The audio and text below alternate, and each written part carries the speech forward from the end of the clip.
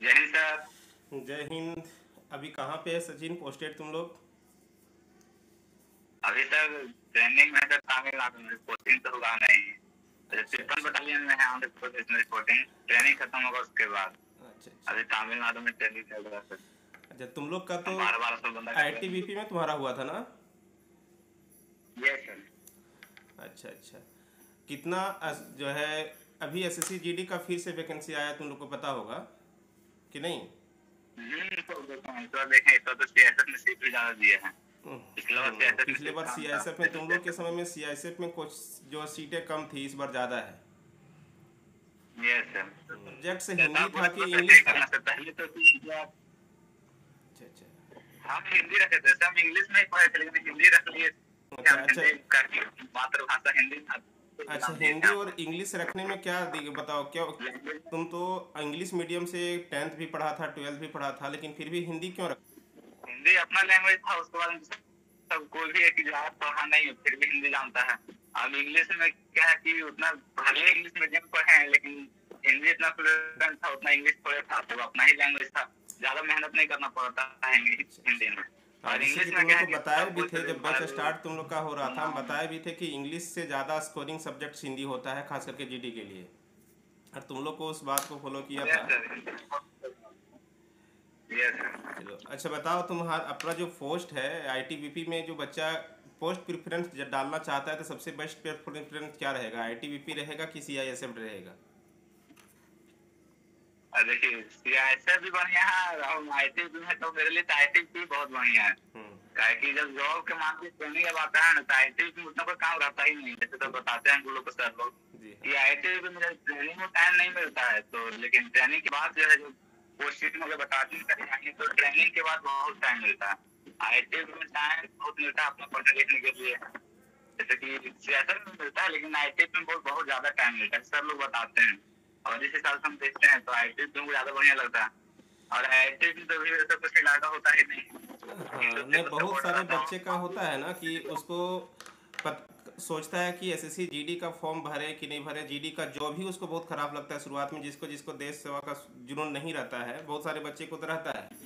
तो उस सब बच्चे को क्या जीडी का फॉर्म भरना चाहिए कि नहीं भरना चाहिए, कि एक बार आप देख लें कि सिलेक्शन करके किस तरह का जीडी का वैकेंसी होता है? हम मेरा पूछने का मेन मकसद ये है कि जो बच्चे एसएससी जीडी में रहते हैं, क्या वो आगे चल करके आफ्टर ट्रेनिंग दूसरा पोस्ट में जो है दूसरा जॉब वो ले सकते हैं? अच्छा अच्छा जॉब जैसे सीजीएल्स हो गया, सीपीओ हो गया, ऐसे के लिए उसको मौका मिलता है? तैयारी करने के लिए जाने का मौका मिलता है वहाँ से कि नहीं? एकदम मौका मिलेगा सर। ट्रेनिंग में से ट्रेनिंग में दिक्कत हो सकता है। हम्म। और ट्रेनिंग के बाद बहुत टाइम लगता है। लड़का तो देखिए मेन बात है कि जो स्टूडेंट है जिसका मन पढ़ने का इच्छा रहेगा हम्म। तब तो खैर पढ़ ही लेगा वो। वो तो है। और ट्रेनिंग के बाद फिर बहुत काम मिलता है। ऐसी फोर्स में होता क्या है लड़ाई जैसे थोड़े होते रहता है। हम तो घर में बैठा था लाइन बैठा रहेगा अपना वो तो रूम में है। लिखेगा तो मौका नहीं। बहुत मिलता है। उसमें कोई दिक्कत नहीं होता है। जी हाँ, जी हाँ, जी हाँ। नहीं, और सबसे जहाँ बहुत जीडी का सारे जॉब का बात है स्टूडेंट्स तो ऐसे बहुत होते हैं बढ़िया है जिसको, एकदम। मतलब ये कहने का मतलब है कि अगर वो जीडी में अगर जॉब करता है तो ट्रेनिंग में थोड़ा बहुत दिक्कत हो सकता है। ट्रेनिंग के बाद उसको अच्छा खासा मौका मिल जाता है, वो सीपीओ में जा सकता है, सीजीएल में जा सकता है, एनडीए में भी जा सकता है, सीडीएस में भी जा सकता है। आराम से हाँ एकदम आराम लगेगा। जिस तरह से जो है जैसे एयरफोर्स देखिए यहाँ वगैरह पे सर में, जीडी में हम वर्क पूछने का यहाँ मेरा पे मकसद है कि जिस तरह से जिस तरह से एयरफोर्स वगैरह में बाध्यता होता है, उस तरह से इसमें नहीं है ना कि आप यहाँ पे आए हैं तो आपको दूसरे में नहीं जा सकते हैं। नहीं नहीं ऐसा कुछ नहीं है इसमें। यहाँ पे आ गए हैं आप। यदि यहाँ पे से हम लोग बताते हैं कि लड़का आया था जीडी का ट्रेनिंग में आया था आईटी में। और हम्म। साथ ही साथ यहाँ पे आया उसके बाद एक महीना के बाद उसका बिहार बिहार टीचर में हो गया था। अच्छा नहीं अच्छा निकल गया उसमें। यहाँ पे छोड़ के चला गया। यहाँ पे चला गया बिहार पुलिस बिहार टीचर में हो गया उसका। तो अच्छा अच्छा। मतलब यहाँ पे अब इस लेवल से ऊंचा बीच में भी आप देना चाहें हम्म। तो कुछ छुट्टी दे देगा एग्जाम देने के लिए। और ये अच्छा, एग्ज़ाम तो कुछ देने छुट्टी के वुट्टी लिए जो मिलता है। है और लीव, अच्छा एग्ज़ाम का तैयारी करने के लिए भी कभी लीव मिलता है क्या?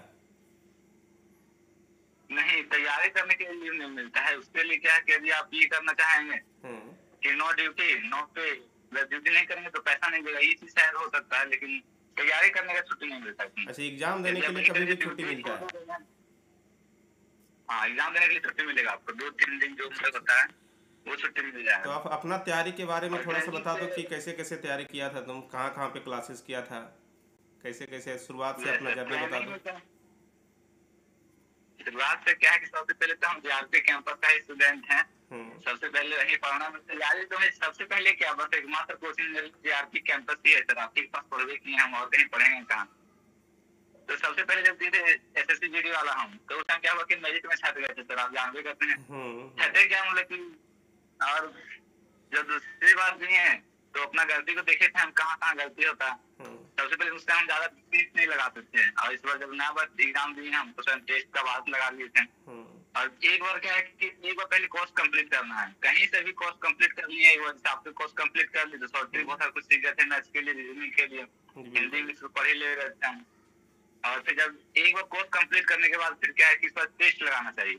टेस्ट जितना लगाएंगे उतना ये ज्यादा इफेक्टिव मॉक रहेगा टेस्ट एग्जाम में। बहुत ही जरूरी है एग्जाम को करेक्ट करने के लिए। और हम जैसे कि आप देख रहे हैं सर, कोर्स हम आपके पास कंप्लीट किए एक बार, फिर उतना पढ़ते भी नहीं थे, लेकिन टेस्ट जब एग्जाम आया था तो टेस्ट हम बहुत मारते थे। पिछले बार सीख देना है ये तो टाइम कुल मिला के लगभग 10-15 को टेस्ट मार के दिए थे, ज्यादा टेस्ट नहीं मारे थे मॉक टेस्ट उस टाइम।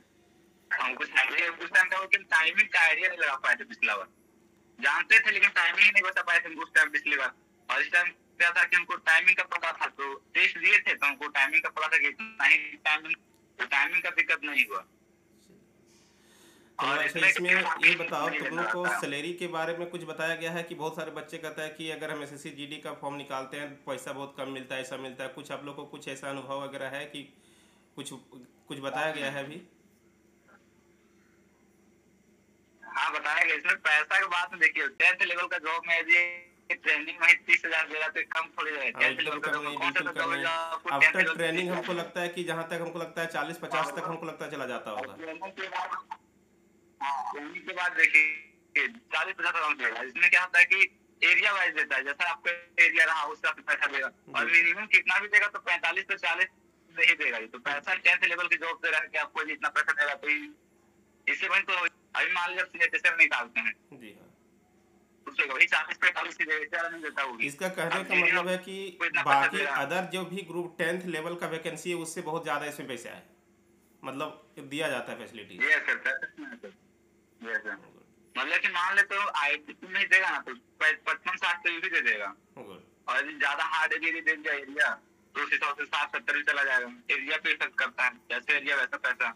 नॉर्मल एरिया रहेगा तो नॉर्मल एरिया में 45-50 तो आराम से देगा ट्रेनिंग के बाद। अभी ट्रेनिंग में तो ही देगा। चलो आप लोग को बैच में जितने भी बच्चे थे उसमें से बताओ कितने का सिलेक्शन हो गया था वहाँ से?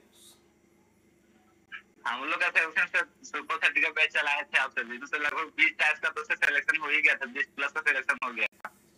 उसमें से बहुत सारे का जो है अलग अलग पोस्ट में भी हुआ, किसी का सीआईएसएफ में भी है ना?